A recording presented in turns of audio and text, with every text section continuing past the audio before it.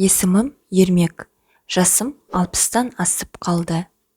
Сол бір кездері үлкен қателіктің кесірінен сорлы басым сопайып қартайғанда жалғыз қалдым. Беделді қызметте жұмыс жасадым.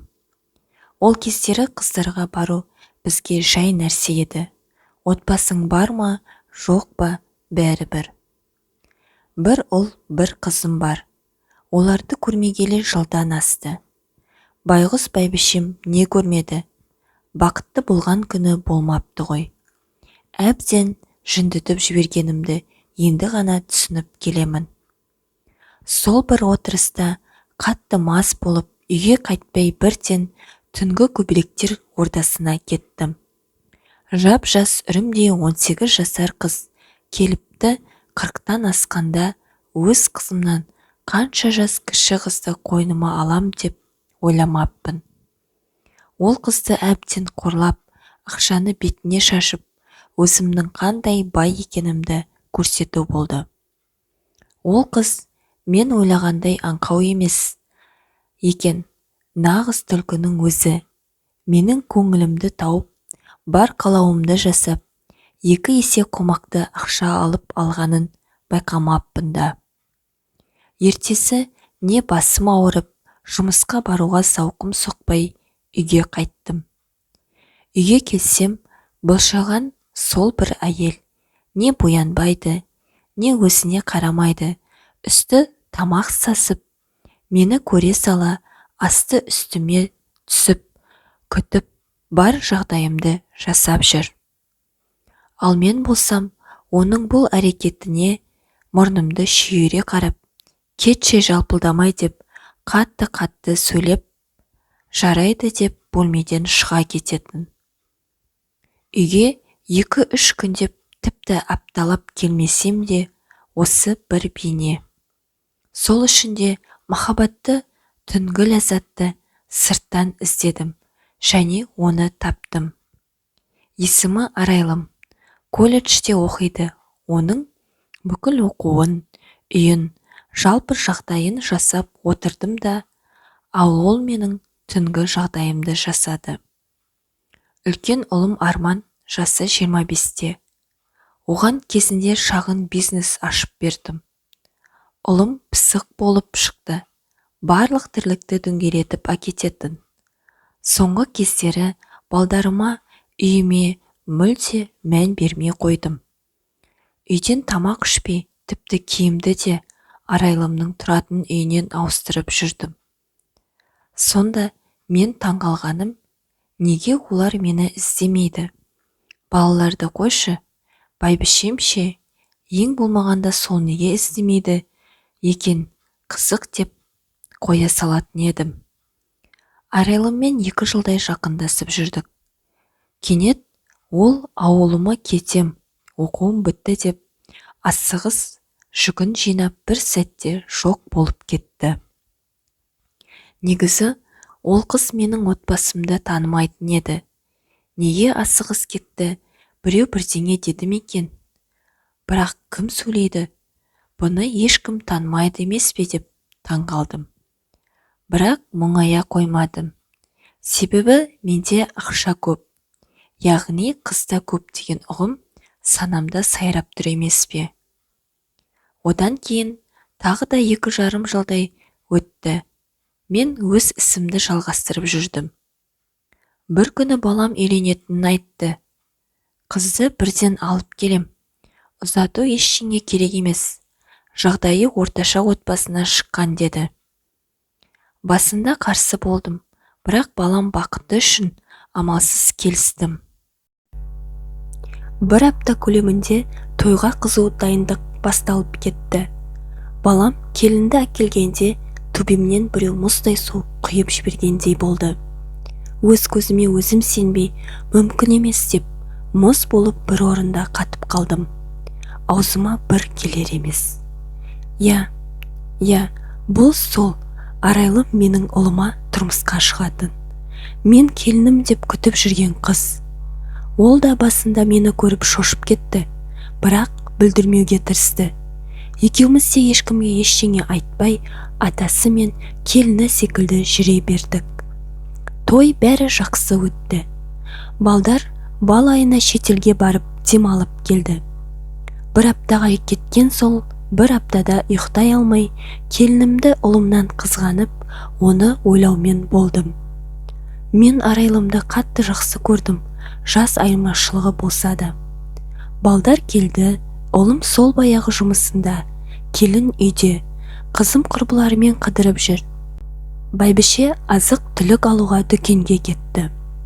Яғни үйде келін екеумізден басқа тірі жан жоқ. Осы сәтті пайдаланып, оған тиісуді шығардым.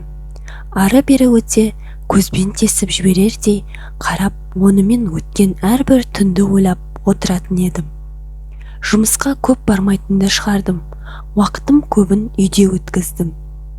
Солай күндер өте, келінмен тағы да жалғыз қалып қалдық.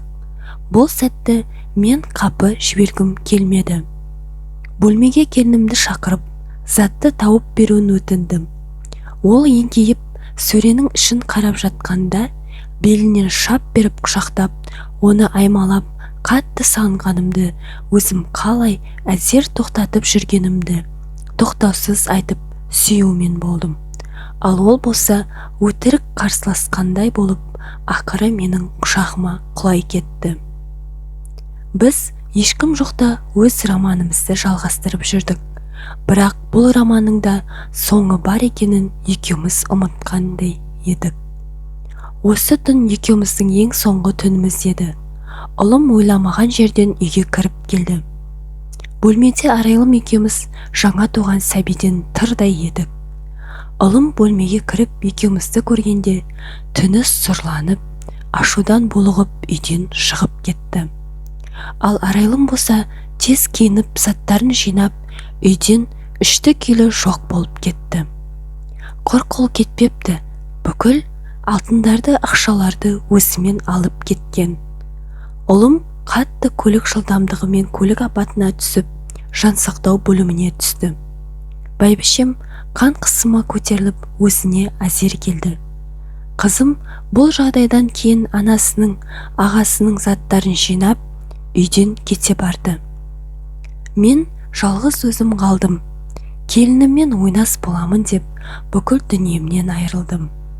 Бизнесім құрдымға кетті. Ұлым жағдайын білуге ауруханаға баруға дәтім бармады. Үйді сатып, кішігірім пәтер жалдап тұрдым. Ішкілікке қатты салындым. Ішім өртеніп жанып барады. Осыншама жағдай бір сәтте болады деген түсіме де кіріп шықпапты. Ішкілікке қатты салынғаным сонша, қолымда көк тиын қалмады. Көше кезіп кеттім.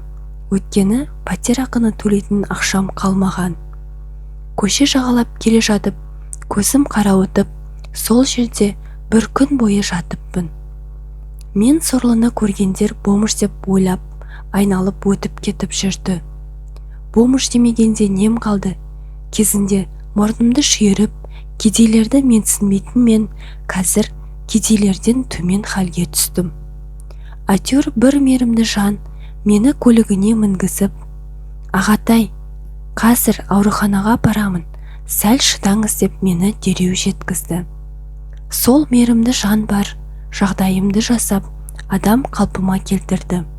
Мен танымасам да бар күтімді жасап, «Аға, сізді қарттар үйіне апарамын. Көшеде бұлай жатқаныңыз жарамас. Ішкілікке қатты салыныпсыз. Денсаулығыңыз әбден сыр берген» деп мені қарттар үйіне әкелді. Міне, менің өткен өмірім осы. Қазір сол бір мейірімді жанға Алла разы болсын. Ол маған көмектеспегенде итпен құсқа жем болып, сол жерде өлер едім. Сіздерге айтар ақылым, нәпсі мен ақшаны жоғары қоймаңыздар. Ең үлкен байлық отбасы. Оны жоғалтсаң, қайта қалпына келтіру өте қиын. Отбасымнан мүлде хабар жоқ, сұрастырар таныс та жоқ. Қалған өмірімді осы 4 қабырғаның ішінде өткіземін. Амал жоқ. Бәйбішемді қатты сағындым. Оның тамақтың иісі, аңқыған хош иісін сағындым. Шынында оны бағаламадым. Мен деп шыр-пыр болып жүгіріп жүргенін Мен өзімше менсінбейтін едім. Ұлымше, оның тіпті тәрбиесі, сабағы ештеңеге алаңдамаған екем. Қызымның да жеткен жетістіктерін айтып, қуанып келгенде де, қоя тұршы деп өз жұмыстарымен бас қатырып жүре бердім. Бәйбішесінің сондай даналығы ұл қызымды мықты, білімді етіп тәрбиеледі. Мен бәрін тек ақшамен шешемін деп ойлайтынмын. Ақша бар кезде беделің де жоғары, ал ақшаң жоқ болса, сен де жоқсың. Бизнесімді көре алмайтындар мен жоқта бар былықты жасаған еді. Мен мына жақта келіннің құшағында арпалысып жатқанда, олар бүкіл дүниемді құрдымға келтірумен арпалысып жатыпты. Арайлым оңтайлы сәтті пайдаланып қашып кеткеніне таң қалмадым. Себебі оның өте қу екенін білетін едім, бірақ соның бәрін ұмытқан едім мен сорлы. Немере сүйер шағымда отырысым мынау. Қасымдағы кемпір шалдар менімен араласқысы келмейді. Менің өткен өмірімнен олар жиіркенеді. Өзіме қанша қол жұмсауға бекіндім, бірақ жан деген тәтті екен, қолымнан келмеді. Мейірбикелер малға қарағандай қарайды. Әрине, менің оған шағымым жоқ, себебі осыған лайықты адаммын. Кезінде жамандықтарын алдымнан шықты. Күнде тілеймін Құдайдан, менің жанымды ертерек ала көрші деп. Ең болмағанда осы арманым орындалса екен. Менің айтқан мейірімді жан менің өмірімді 180 градусқа өзгертті. Күтуші әйел сізге кісі келіп тұр, деді. Есіктен күліп кірген бейтаныс жігіт амандасып, аға қалайсыз? Сізді әкетуге келдім дегенде, не қуанарымды, не жыларымды білмедім. Әкетер кемім де жоқ, сол жерден құжаттарды реттеп мені өз үйіне алып кетті. Жолай маған, аға сізді тастап кеткен күннен бастап, өзімді қоярға жер таппадым. Бар батылымды жинап, келіншегіммен ақылдасып, сізді өз қамқорлығымызға алғымыз келді, деп маған қарап жымиғанда, ұлымды көргендей болып, көзіме жас толып қалды. Менің әкем жоқ, жетім өскем. Сізді өз әкемдей көргім келеді. Бұған қалай қарайсыз, деді. Мен не дерімді білмей, балаша қуанып, я балам, я деп өз келісімді бердім. Бірақ ойымда үлкен қорқыныш тұр.